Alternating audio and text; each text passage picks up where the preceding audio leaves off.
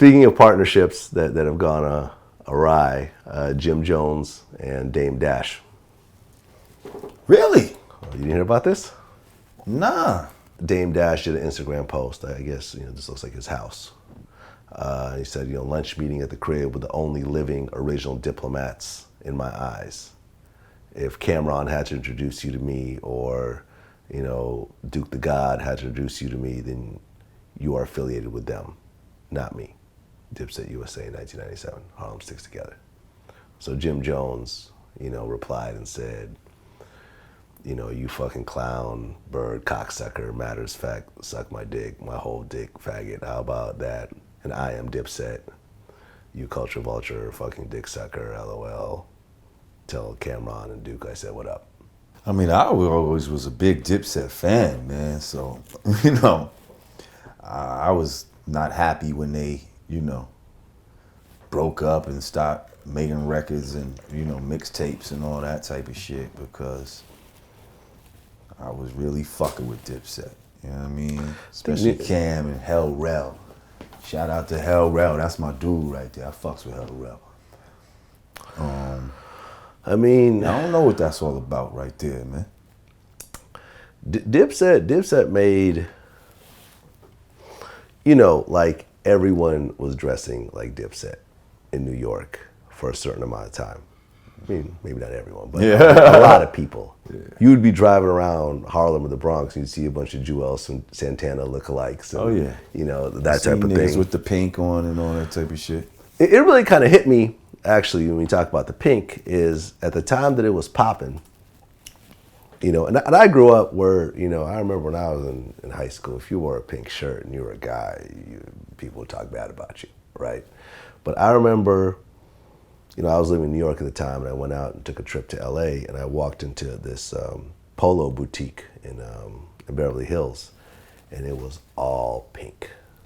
Like all the displays, all the stuff they were pushing in the front and everything, it was all even the men's shit. Oh, it was a men's store. Whoa. Yeah.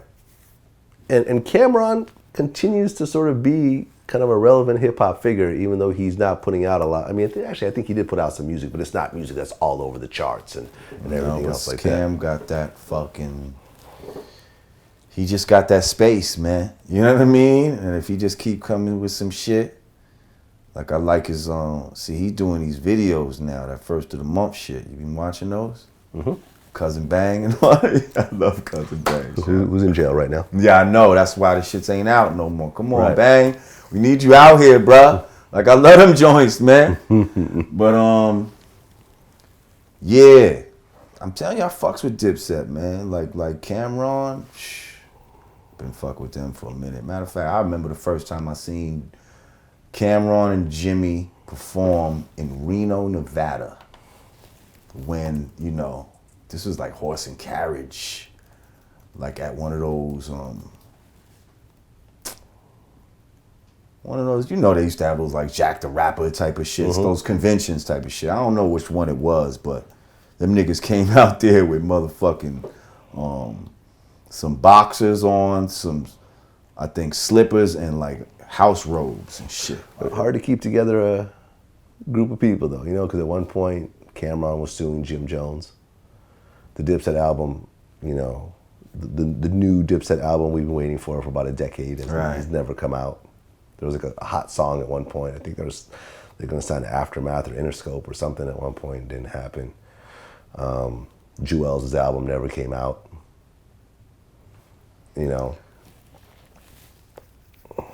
I mean, it's disappointing, but it's like you get a bunch of individuals together, like, how do you keep it cohesive? Like, how do you keep people where each one has an individual mindset? How do you keep everybody focused on one thing, on the main goal? Like, that's not easy for people to do, and especially when money gets into it and all of that, it's like you start not thinking clearly.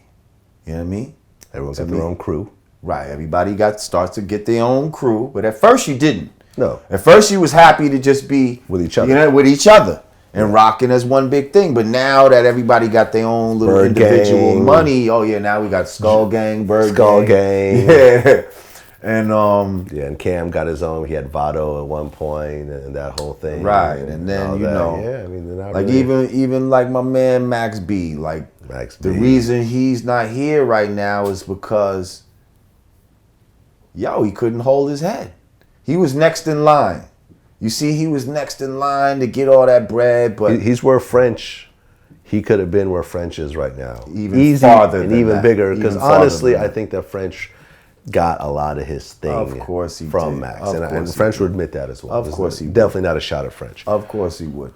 But what I'm saying is, he was around those dudes, and like he's seeing all the money and everybody doing that shit. If he would have just waited a little longer, that would have been his shit too. But he wanted to get to it faster, so he tried to take the street way to it.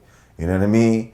To be able to floss and do all that extra shit that the dudes he's running with is doing. You know, and that's why I feel like I mean, if he, I don't know. He got convicted, so I guess they saying he did it. But Well, he was connected to the murder. Right. It was a robbery. so all I'm saying Murder. is, yeah, man, it was like what they was trying to get, like 75 racks or some shit like that. So Definitely not enough money to be doing the rest of your life in prison. thank you. I don't So, you know. that's $1,000 a year, some shit for what he got. Like, come on, Yeah, man, that's some fucked up. bullshit.